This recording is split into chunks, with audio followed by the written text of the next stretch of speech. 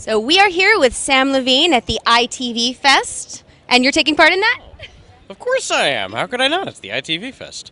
Well, speaking of TV, I just looked at Twitter today, and you auditioned for Grey's Anatomy today. Tell me about that.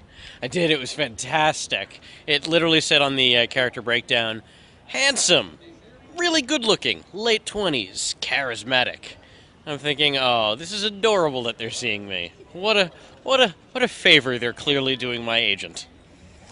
Well, you actually are in Esquire this month, so Grey's Anatomy Handsome Doctor, Esquire, are you becoming a sex symbol now?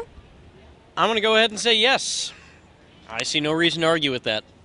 So you co-star with Brad Pitt in Inglourious Basterds. Have you called him to let him know he's going to be booted out of the sex symbol category? You know, he and I, we don't really talk on the phone. We text, and by text I mean we don't really talk.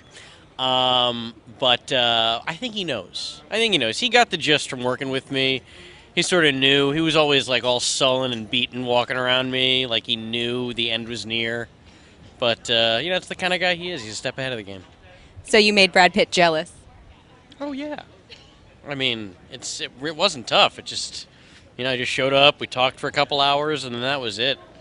It was weird. He would never bring Angelina around the set. I mean, he brought her to the set. He just never introduced her to me. I wonder why that was. Yeah. Can't imagine. So tell me a little bit about the film. You made World War II funny. I don't know if we made it funny. I think we made it interesting. This is the version of World War II I think a lot of people would have loved to have seen. I don't know. It's Quentin, I mean, Quentin. It's his take on how he would have wanted World War II to go down if he were directing it. I'd like to think he wouldn't have had a war at all, but if he had to be in that war, this is how it would have gone down for him. Okay, so tell me a little bit about your character. So I play PFC Hirschberg, who is a Jewish American soldier who's recruited by Lieutenant Aldo Raine, Brad Pitt's character, in this elite group of soldiers, all Jewish soldiers, to go behind enemy lines in Nazi-occupied France and to sort of strike fear into the heart of the Nazi soldiers. So what was it like working with Quentin? It was insane. He is the mad genius. He really is. He's crazy and pedantic, but he's so brilliant. It's disturbing to watch him at work because I've never worked with anyone like him, and I will treasure the experience for the rest of my days. So you started doing stand-up at 11, and I know you did a William Shatner impression that kind of got you a few jobs. So was it really hard not to do a Quentin imitation on set? It was hard not to do a Quentin imitation. No, I take it back. It was easy. I didn't want to get fired. No, it's everybody does a Quentin impression, and it's not so much about the voice; it's just about the energy. And you have to say a lot. And then he'll just and see. I can't really do it because to do it would require me to talk about films that I don't know exist. That's how you have to do a Quentin impression. Oh no, you remember that 51 film? The one? No, it was the great French director, and then that fantastic Spanish director. Oh yeah, no, they did this wonderful piece together, and I'm like, And Eli Roth and I were once talking about Quentin and how when he's telling you about a scene or he's telling you about, oh, here's my inspiration for this thing I wrote. He was saying that Quentin will rattle off so many films and directors, and you always just have to, oh yeah, oh no, of course I know that one. And Eli said, oh, there's absolutely been times he will say a film, I have no idea what he's talking about, but I don't want to stop him when he's rolling. I don't want to go, oh, I don't know that one. Because then the berating you might suffer. If you don't know that film, you've never seen it, oh, and you call yourself a professional.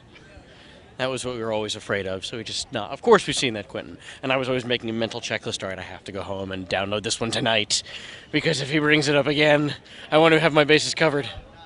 Well, you did that William Shatner impression, and then I read in some interview that you called him an old man with mad cow disease? I did indeed. I'll be happy to repeat the story. I'd never met William Shatner. I've been doing the impression for years, the bad impression for years. And then about 3 months ago, I was at a concert down in Anaheim, and I'm walking back to my seat through the hallways, and I see the man.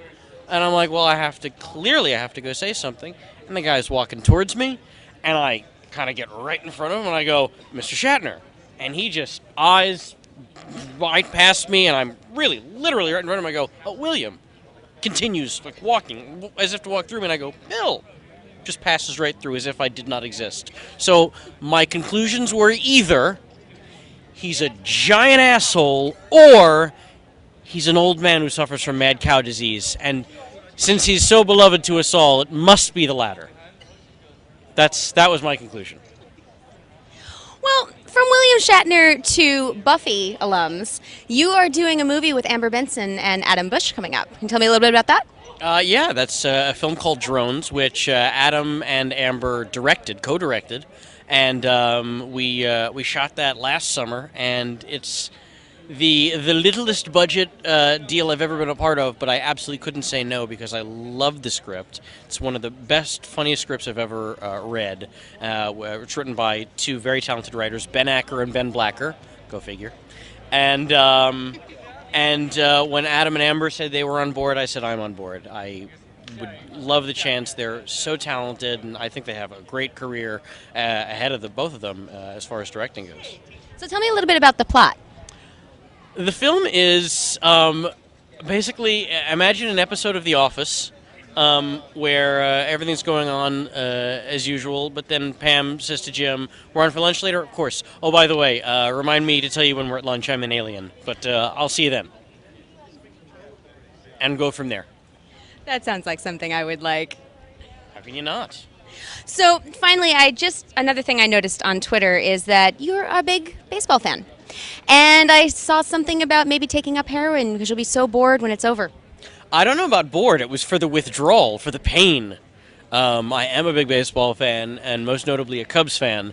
And daily, or as often as my beloved Cubs are able to win, I channel the spirit of the great Harry Carey and let all of Twitter Nation know, Cubs win! Cubs win! In all caps, I saw that. Well, that's how Harry would have done it.